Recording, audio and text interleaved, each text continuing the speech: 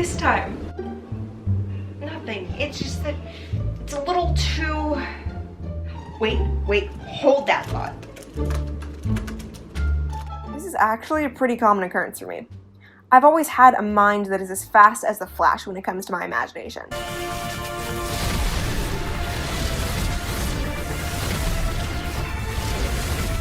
Okay, maybe not that fast, but you know what I mean. So in order to understand this entire story, we have to start from the beginning.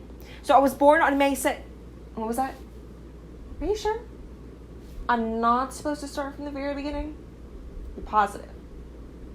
Okay, we gotta take a break. Hold on. My earliest memory was when I was about 4, and I was just able to start playing with Barbies. Now, just for a little bit of context, this is before her extensive amount of real estate took over both my heart and the majority of my childhood room. Especially when I was younger, I had to get creative when I had to find Barbie a certain thing to help her continue on her adventures. For example, you say I don't have her classic pink convertible? No worries. Who needs a car anyway when you can drive along the freeway in a toddler-sized sneaker? You say she doesn't have a cell phone to call her friends or her boyfriend? Have no fear, a piece of notebook paper ripped to the correct size is here. However, even though I was coming up with all of these outlandish solutions to my world-stopping problems, can we all agree that we would rather have a 4-year-old's world-stopping problems than our own right now? My real challenge was finding the right solution. I want to be honest, if you were to open a dictionary, look up the word perfectionist, a picture of me as a kid would be smiling back at you. I swear to you, I was so committed to finding the right one that even if it meant halting my game of make-believe for hours, I would walk around my room in circles, around and around, until I found the right solution in my mind. Who does that? I turned into freaking Leapfrog because I kept hopping from one idea to the other. This obsession for perfection, per se, intensified when I was introduced to the wonderful world of writing. When I first started writing, in my kindergarten, I had an infinite amount of possibilities to write about, yet a finite amount of vocabulary words, and a not-so-speedy hand to scribble it all down. Hundreds of worlds filled with knights and princesses and mermaids bounced around my head, but only a very few amount actually made it on the page. One of my all-time favorite examples was when I was in, I think, 1st grade? Maybe 2nd, I don't know. I don't obviously remember what we were writing about, but while all of my classmates were scrawling down their tall tales in their sloppy penmanship for 6-year-olds, I remember I was sitting in one of those hard plastic blue chairs, staring at my blank piece of construction paper. During this time, my teacher was making her typical rounds around the classroom, and then she finally got to me. Mary, why aren't you writing? You have like 5 minutes left. She did that thing that all teachers do. You know what I'm talking about. When they'll bend over to get a closer look at your work. In my case, I'm pretty sure she was under the impression that getting closer would make my story suddenly appear on the page. It's just really hard. I replied in like a high-pitched sigh, you know, like a 6-year-old. And I still remember the embarrassment of like a couple of kids like turning my way, just staring at me. Oh, hated that.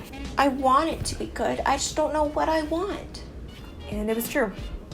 Even today, my mind needs to become like Spider-Man in order to like react quick enough to like grab all of the ideas that pop into my head on like an hourly basis. Now pair that with the unlimited energy of a 6-year-old who can't sit still, who just wants her story to appear on the page just like that. Not a good combo. As I continued throughout elementary school, a certain stress-inducing mindset was molded into my brain. I want this to be perfect. I cannot tell you the amount of times my teachers have told that to me and my peers as they handed us the assignment sheet. That always weirdly seemed to be neon colored. Side note, did like all teachers just like unanimously decide that any elementary school project would just be printed onto neon colored cardstock? When my teachers said they wanted something to be perfect, they meant their standard. While I was at my most impressionable, I was told that my version of perfect, or that my version of job well done, wasn't good enough. From the ages of 9 or 10, I was shoved in this airtight, suffocating box of what was expected of me, with no room to express myself. So unlike some of my peers, who took one good look at the box and ripped it to shreds and screamed a "screw you" to the people who tried to contain them, I did the exact opposite. I accepted my predicament and was like, yeah, this is fine. this is fine. Like, I didn't even try and stretch my creative muscles. Instead, I literally just constricted them even more. This deep-seated fear of not being good enough was magnified when I started to walk the wonderful halls of junior high.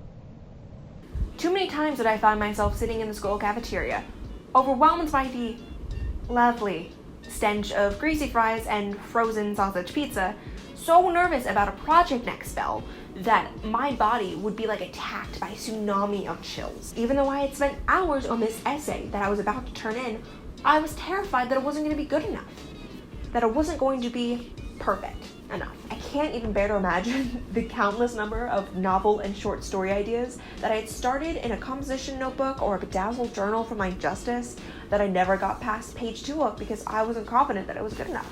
And it's sad because during this part of my life, I still had that creative spark that I had back when I was 4 or 5, but I just didn't have the confidence nor the motivation to pursue these creative outlets that I once loved.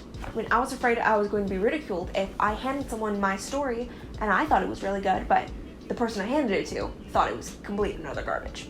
This just sucks! And I'm afraid to admit that I still have the bad habit of buying so many journals that I don't know what to do with, that I only use the first 5 pages and then never touch again. Today, I still struggle having confidence in myself and in my work, let alone showing my work to someone else. Even when a line of dialogue or a simple description of the sky is, as I've quoted to my sister one too many times, it's a little too... I feel like I have to delete it and start from scratch without question. It wasn't until the end of middle school and during my transition to high school that my confidence in my writing ability really started to grow, albeit slowly.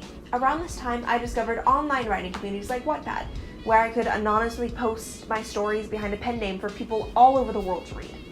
I started to receive genuine feedback and compliments on my true writing voice, not the artificial one that I had created for my academic papers and projects. My quirky, detailed, and whimsical style of writing was being praised by fellow writers around my age around the world. During this time, whenever my phone gave a little ding, my day was instantly brightened by a new comment on one of my stories. Although I've matured long past Barbies and make-believe, my imagination still runs wild around my head. I'm not gonna lie, I still have a long way to go in order to fully reclaim that bubbly certainty I once had in my writing and my abilities. However, I look forward to continuing that journey, one fantastical world at a time.